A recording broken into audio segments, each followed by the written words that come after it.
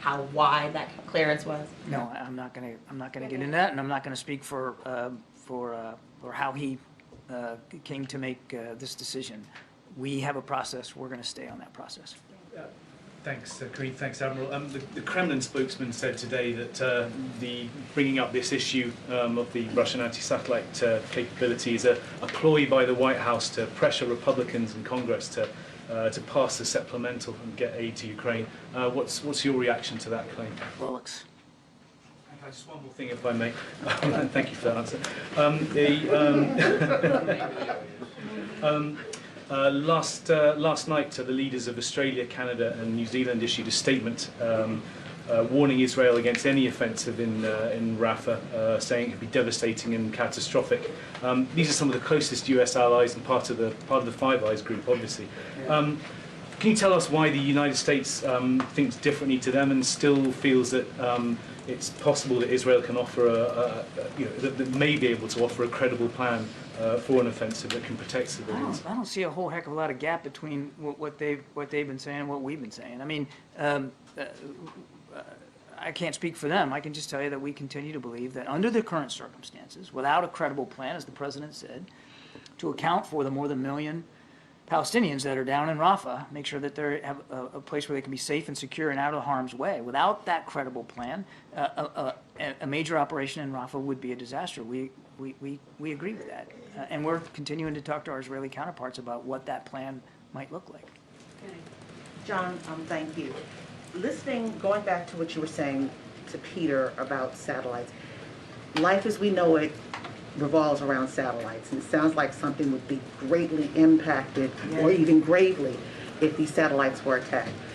When and how and why would the national security threat right now go up higher if something begins to move in a different direction? Can you tell us when that and why would it go up higher? It's difficult to answer that question at this point when we're talking about a capability that we don't believe is active and not deployed.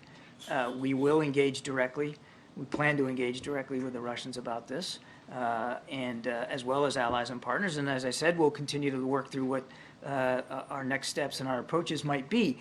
I don't want to minimize the potential here for disruption should there be an anti-satellite capability of any significance. It could affect services here on Earth. There's no question about that. That's why we are taking this so seriously.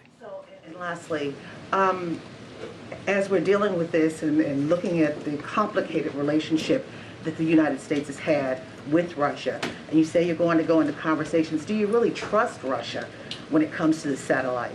There's no issue of, it's not about trusting. And I think our record on dealing with Russia appropriately, I think, is pretty well established. It's not about blind trust with Russia. In fact, it's quite the opposite. Is it trust but verify? Look, we're not in a position where we're trusting what's coming out of Russia. What they say, we watch what they do. And we analyze what they do, and then we make our own decisions, our own policy decisions about what we're going to do based on their actions or their inactions. Thank you, Karine. John, staying on Russia before I move on to the Indonesian election, but on a slightly different track, Vladimir Putin said that a Biden administration would be more stable and better than a Trump administration. Your reaction? I think Mr. Biden, I think Mr. Putin knows very well what this administration has been doing to counter Russia's malign influence around the world, and certainly what they've been doing inside Ukraine. We've demonstrated over and over and over again how willing we are to push back on what Russia's doing, again, particularly in Ukraine. And Mr. Putin should just stay out of our elections. And on the Indonesian election, the candidate Prabowo Subianto has claimed victory. A couple of questions. Number one, when does the administration plan to congratulate him? Are you planning to wait for official counts to come out, which could be days or weeks? And number two, this was an individual who was banned from entering the United States for many years due to allegations of human rights violations, including the abduction and torture of pro-democracy activists during the 1998 ouster of his then father-in-law, President Suharto. So is the administration comfortable working with a person with such a track record? We'll make our congratulations known at the appropriate time. I don't have, I couldn't give you a date certain or a time certain for that. As I understand, the results are still coming in. And we will respect the vote and the voice of the Indonesian people. So, but just to clarify though, the Trump administration did grant Prabowo Subianto, who was then Indonesia's defense minister in 2020, and invited him to the U.S. because of concerns that Jakarta may be veering too close to Beijing. I wanted to know what the Biden administration's view is of balancing between American human rights values and geopolitical expediency. I think the only way I can answer that question is to reiterate that human rights, civil rights have been at the forefront, the very foundation of President Biden's foreign policy. There's not a conversation he has anywhere in the world with foreign leaders where he's not raising issues and concerns about human rights and civil rights. That's not going to change. You can take one more question on the House Foreign Affairs Committee today, hearing today on the Afghanistan withdrawal, accusing the Biden administration of reinventing the Doha Agreement and creating conditions that are ripe for a Taliban takeover. Could you give a reaction?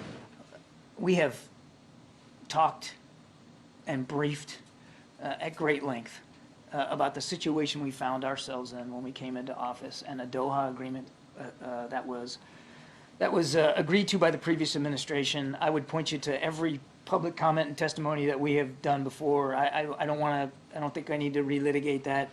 The president was faced with a stark choice given the decisions that President Trump made about exiting Afghanistan. So Martin Griffiths, the UN aid agency chief, today said in an interview with Sky News that Hamas is not a terrorist organization. He later clarified that it is not on the list of groups that the United Nations has of terrorist organizations. What's the word from Washington